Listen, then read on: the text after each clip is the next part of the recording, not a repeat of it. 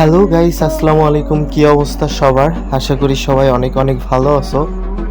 তো খুব শিগগিরই শুরু হতে যাচ্ছে আমাদের WTF এর দুইটা গিল্ডের মধ্যে পেড টুর্নামেন্ট, যেখানে আমাদের ফার্স্ট গিল্ড থেকে 9টা স্কোয়াড থাকবে এবং সেকেন্ড গিল্ডের থেকে 3টা স্কোয়াড থাকবে, যেখানে টোটাল 12টা স্কোয়াডের মধ্যে খেলা হবে।